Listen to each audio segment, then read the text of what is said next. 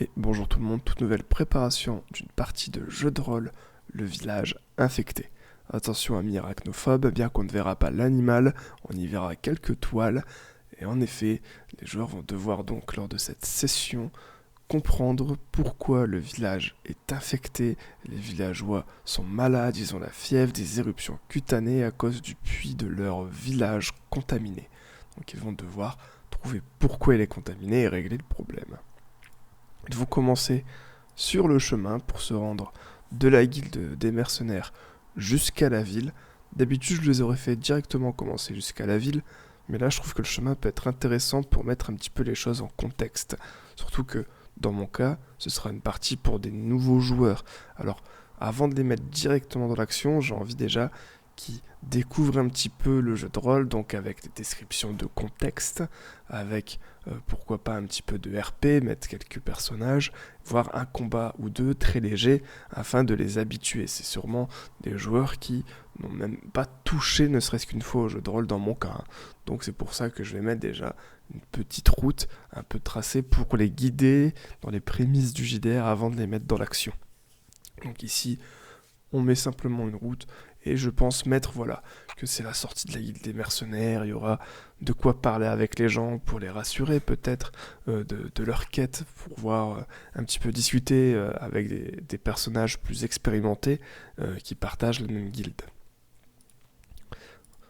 Ensuite ils pourront continuer sur un autre chemin où là justement on va mettre peut-être un peu moins de personnages, peut-être plus de choses à explorer, un coffre, une pierre qui pourrait être déplacée par les joueurs pour découvrir, je sais pas, une bourse en dessous.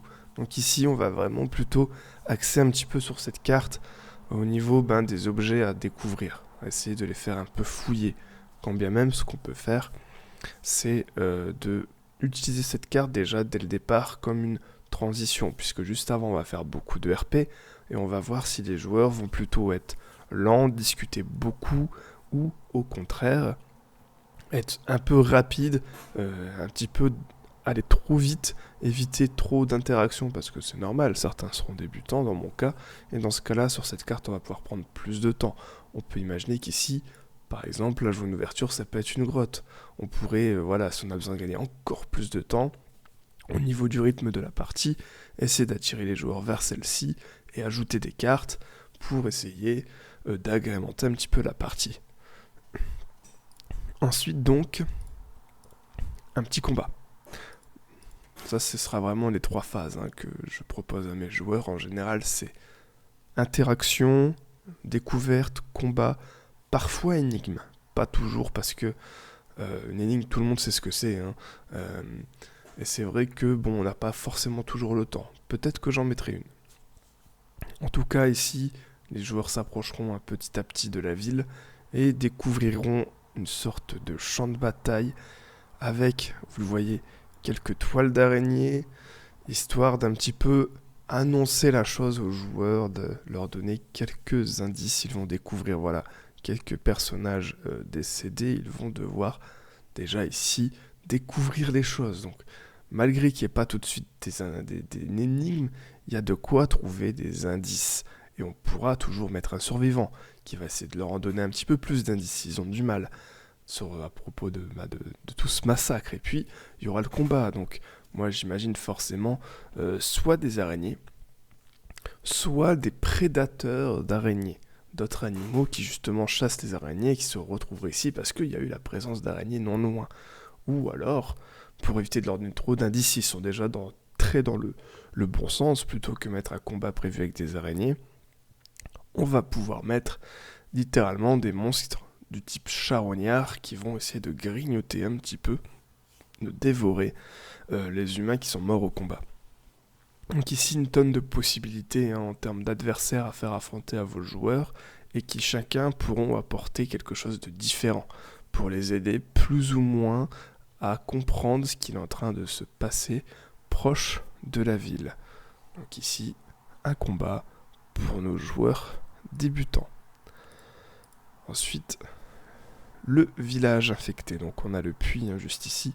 Les joueurs vont découvrir un village. Ils vont pouvoir un petit peu passer du temps avec chacun des villageois, discuter avec eux, essayer de comprendre ce qu'il se passe, Voilà, là ici c'est encore une fois un peu de recherche, on pourrait pourquoi pas ajouter une petite quête secondaire avec d'autres cartes, les intérieurs des maisons, et au-delà de juste régler un problème avec le puits, on peut imaginer qu'un villageois se fasse accuser et que les joueurs vont devoir aller le voir, essayer de déterminer s'il y a un problème ou pas avant de continuer leur aventure. Ça peut être même autre chose, rien à voir avec le puits, des problèmes de voisinage que des membres de la guilde de mercenaires niveau novice sont censés être formés pour gérer. Des choses assez simples, des sortes de petites quêtes secondaires qui va donner à vos joueurs l'impression d'un monde vivant, qu'il n'y a pas que la quête principale qui n'a de l'enjeu au moment où ils sont en train de faire leur travail. Certes, il y a un enjeu principal, le plus important, l'eau du puits qui commence à être infectée, mais il y a aussi donc tous ces problèmes que peuvent avoir les gens dans leur quotidien, qu'ils peuvent aussi aider à côté en tant que quête secondaire.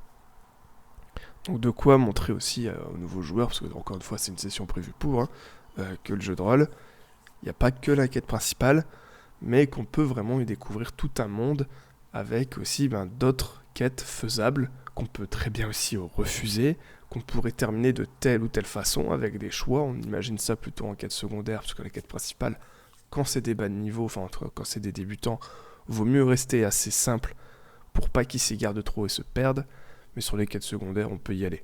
Donc on peut laisser un choix X ou Y à la fin d'une quête secondaire ici.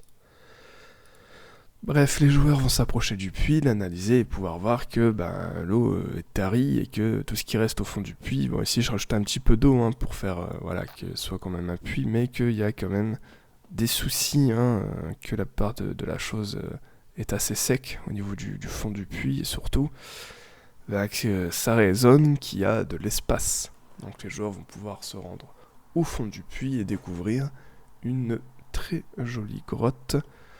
Problème, cependant, il y a déjà quelques ossements. En effet, quelques gardes auraient pu très bien se retrouver à l'intérieur du puits et de régler le problème sans jamais n'être revenus. Les joueurs pourront les découvrir, peut-être qu'il y aura un survivant, pourquoi pas, on verra bien. Mais ici, déjà, ils vont pouvoir essayer d'explorer la chose, de comprendre. Ici, on pourra y mettre surtout des indices, voir pourquoi pas quelques premiers combats. Enfin, il y a eu des combats juste avant, mais c'est leurs premières araignées.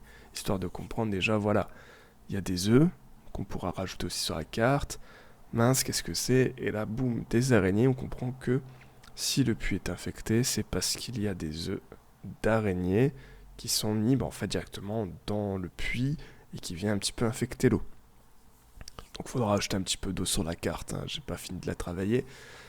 Et donc les joueurs pourront déjà combattre quelques araignées en plus d'explorer la grotte avant de continuer leur chemin jusqu'à un autre endroit, une autre partie de grotte un peu plus complexe, un peu plus labyrinthique, histoire de essayer de les aider un peu. On pourrait très bien aussi mettre un coffre un petit peu caché dans un coin de cette carte, et pourquoi pas leur mettre une énigme, puisqu'on en parlait, ou du moins de l'aide pour le retrouver.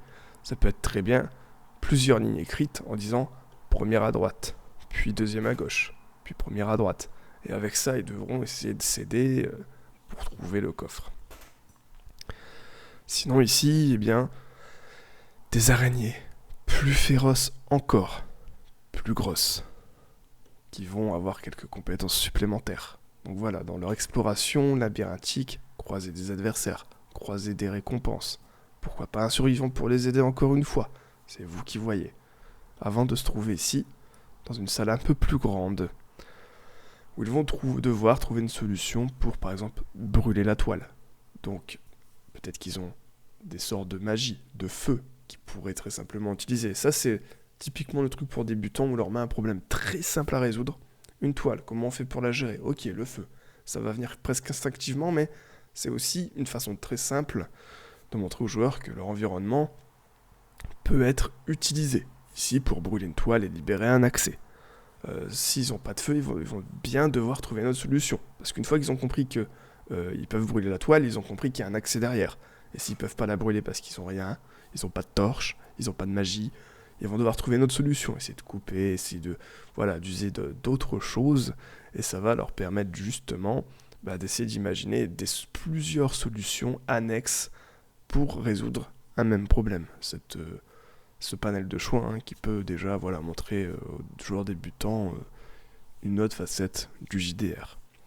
Une fois justement la toile brûlée, coupée, ils vont pouvoir avancer dans leur quête et se retrouver ici au centre donc du problème, ou presque, puisqu'en effet ici ils vont découvrir une mère araignée, une reine araignée peut-être, en train de pondre des œufs.